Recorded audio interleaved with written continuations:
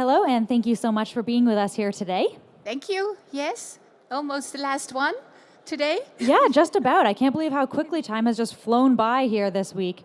But such as it is, we are here on Thursday afternoon. I understand that EHA is not particularly new on the hydrogen scene, but for those of people who are recently joining us, could you give us just a quick rundown of who you guys are? Yeah. Well, we are the oldest hydrogen association in Europe. Oh, I had no idea you were actually the oldest. I just knew you weren't young. Well, I think myself as well. As long as the association exists, I'm actually involved in the sector, I think. No, we were started in 2000, the year 2000, so just in this new century. And it is an alliance, indeed, of national associations, clusters, regional clusters that are working towards this bigger hydrogen infrastructure rollout that we hear so much about during this fair as well. Okay, and does the Alliance have a particular mandate, or what is unifying you even beyond just hydrogen technology?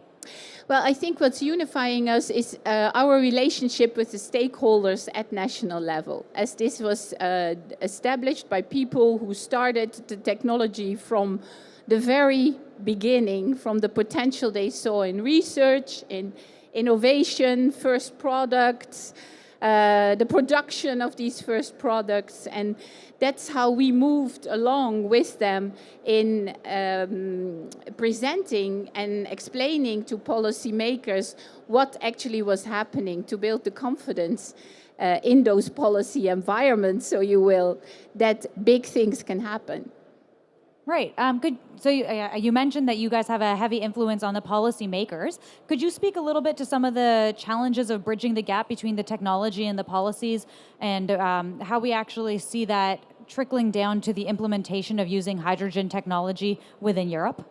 Well, I want to paraphrase the colleague of the steel industry who was like a few interviews before this afternoon. And when he was asked, and I think you interviewers here are really good at asking the right questions, I think. When he was asked, well, what should actually happen now for your industry to go big on green hydrogen in your operations? Because the steel industry should switch to cleaner processes, like also using hydrogen instead of iron ore, to reduce as a reducent in their operations. And he said, well, we are actually paralyzed. And I thought, gosh, the steel industry, I mean, that's a huge industry. There is so much happening, and that industry is paralyzed. And looking around here, we have the technology available to help them activate, not reduce, but activate indeed their green operations. That is, for policymakers, I think, is a mystery. Because policymakers in themselves are not a metaphor somewhere in Brussels.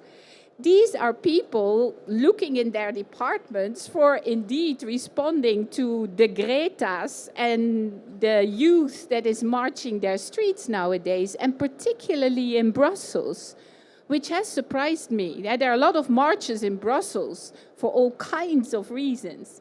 But recently, the marches of the youth have changed policy. So I wouldn't say that I have the biggest influence on policymakers at all at the moment.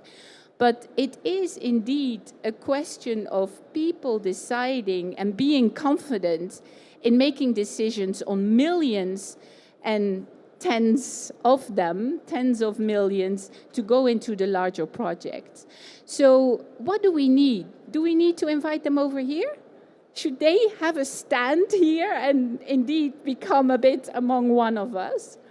I don't know. I mean, I feel like maybe having them here and seeing what technology is available, bridging that sort of knowledge gap between what we can do and what we should do, and where we see the future of that going, maybe actually wouldn't even be the worst thing. What do you think? What would your solution be?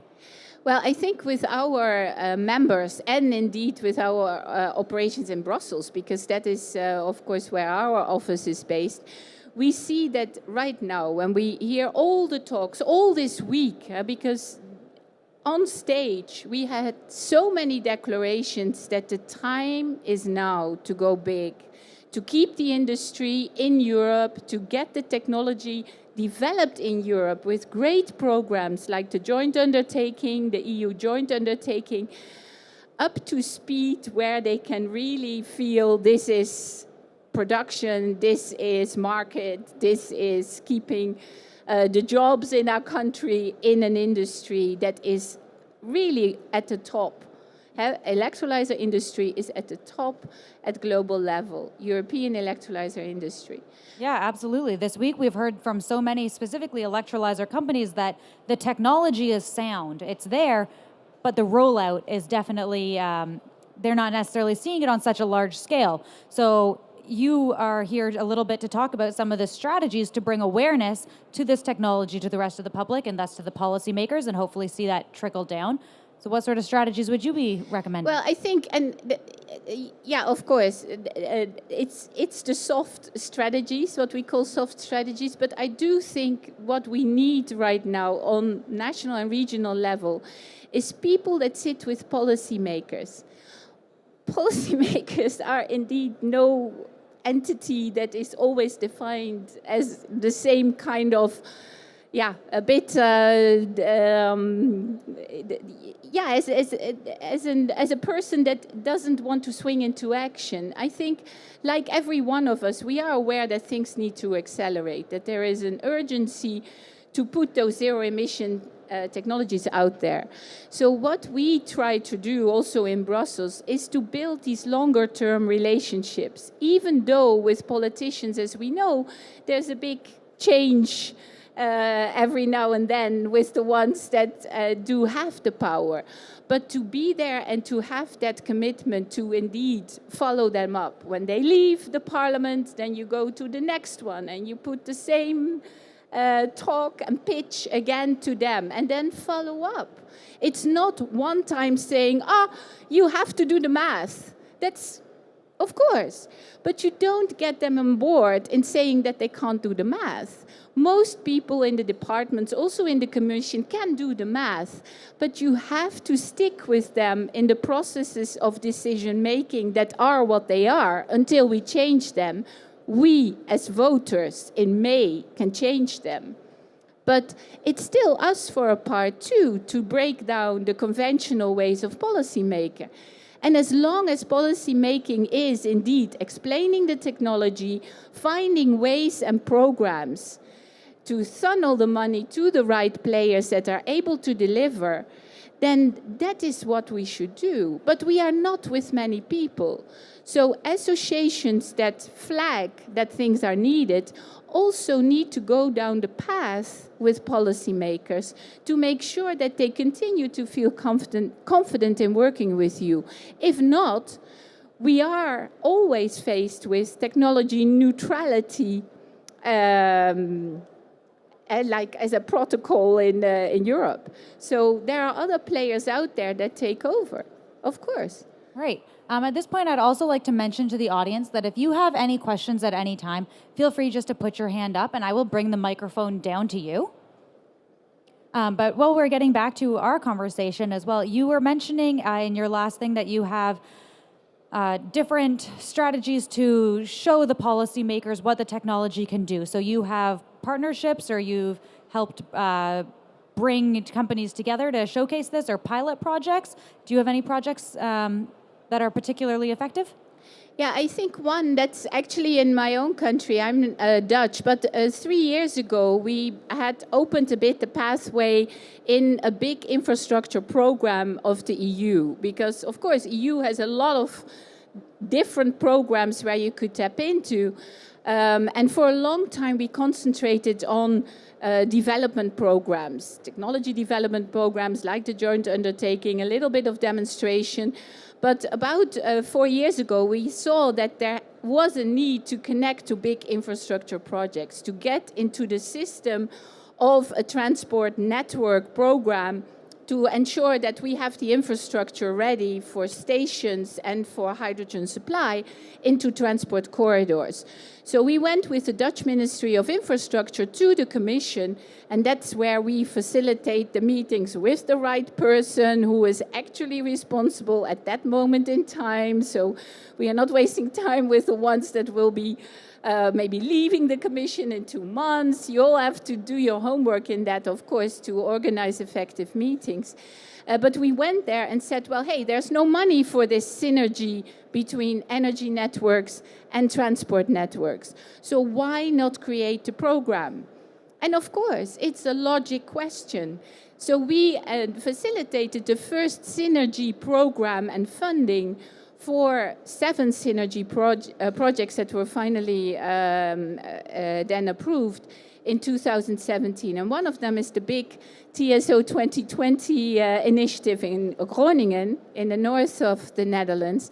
And that is an example. There we needed to facilitate a combination of a TSO, a transmission system operator for electricity, with the transmission system operator of the gas network.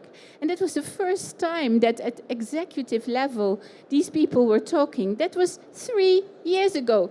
Now we have 200 megawatt announcements. Yeah, well, of course it's my country and I'm a bit pushing the Dutch button here, but I'm surprised myself. I didn't get, till 3 years ago, a lot of responses and people to Brussels from the Netherlands. And now we are at a stage where we say, gosh, indeed, there is an industrial demand in the Netherlands for green hydrogen. Of course. So 100 megawatt installations, that's nothing for the future. We have to start with that. But that's how fast it can happen. It's not like math. It's just doing homework and be consistent in who you meet and get the decisions out there. That's what it takes. So you have a bigger network in the Netherlands. At this point, would we be hoping to increase network size in other countries as well? Is that the next steps? Of course, yes, because we have a lot of transport corridors. We have 9 transport big core network corridors in Europe that all follow a bit, well, I would say the geography of rivers and transport routes that we had. And the Rhine is, of course, the artery almost of Europe, one of the arteries. And we started, based on this synergy between energy networks and transport networks, to look at, these big corridors. How will we distribute the hydrogen, produce the hydrogen in a sustainable way, get it to the transport corridors, but also to the regions who don't have the capacity to produce all the renewable hydrogen in the future themselves, like the southern German regions. So we combined these kind of potentials and said, why not establish at least a program bureau to start a zero-emission process with hydrogen to green the corridor of the Rhine? Well, what did we find? That the Rhine Hydrogen Integration Network of Excellence has the beautiful acronym of RHINE. So we created the Network of Excellence for the hydrogen integration of the Rhine that next week will hopefully be formalized by the Dutch government and the regions that are taking part along the Rhine already in the Netherlands, and that is open for all the regions until Genova, because that's where the corridor ends, not the Rhine, but the corridor in it's Brussels logic, but it's from Rotterdam to Genova in Italy. So this can be a metaphor where we say, yes, this needs to green at some point. So let's just pick the locations where we now can find the combination of good hydrogen supply and applications. That's what we facilitate. All right. Well, I like your enthusiasm, both for the project and for the excellent name of Rhine.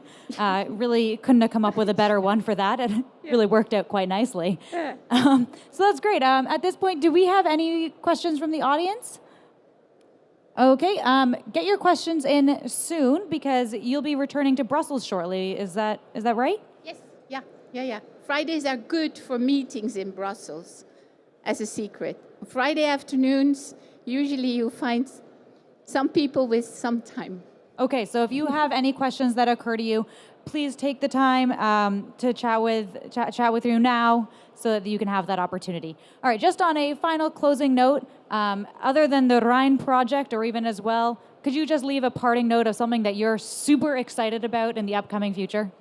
Yes, no, that's actually outside Europe. I think that European hydrogen and fuel cell technology should be out there more to support the countries that need these kind of technologies in the future most. We are part of the UNFCCC Climate Technology Center and Network in Copenhagen.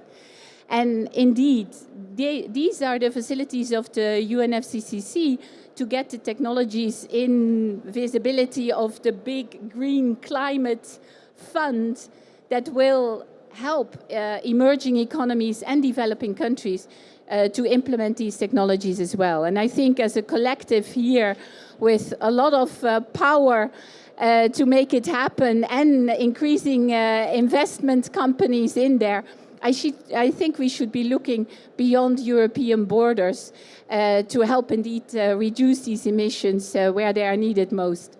Right, so to speak, climate change is not a European problem, but a global problem.